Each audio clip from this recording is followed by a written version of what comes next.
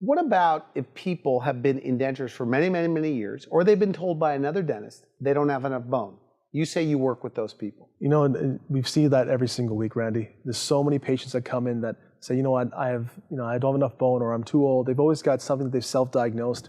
What I'll tell you is that we have not turned a single patient away that couldn't get implants.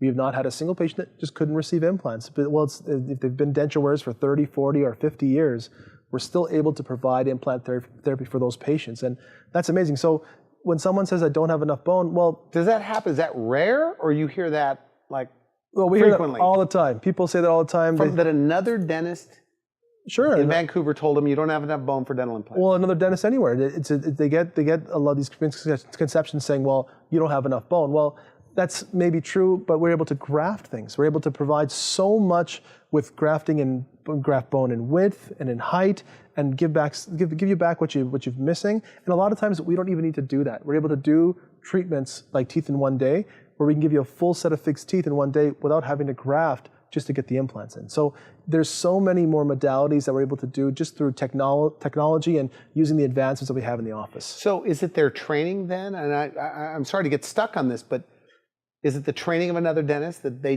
they're limited in their training and they think that somebody can't get a dental implant because of not enough bone? Sure, that's part of it. You lecture on this. Every week we have people that come in that say, you know, I was told that I don't have enough bone, and those same patients are walking around with fixed teeth that they got in one day. You know, whether it's someone who said they were too old or whatever other self-diagnosis or excuse that they have, a lot of times we're able to disparage that and give them fixed teeth. What if you're on medication for osteoporosis? Sure. So you're still able to do this? We treat osteoporotic patients that are on osteoporosis, diabetics.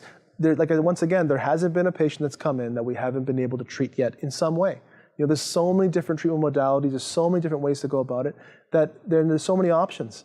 People with medical compromise or medical histories that are very complex. Do you talk to their medical doctors in certain instances? Absolutely. For some cases, we're in direct contact with their medical doctors to work together as a team. It's a team approach. It's like in our office where we do everything under one roof. It's a team approach. We want to make sure that we're all collaborative, and it's not uncommon. It's not uncommon for myself to be in a consult doing something and have another doctor be called into the operatory and to get two opinions on that same case. That's quite amazing, to get two specialists to look at one case at one consult for someone when, you know, you get a collaborative. You get that collaborative feel, and that's quite an amazing experience.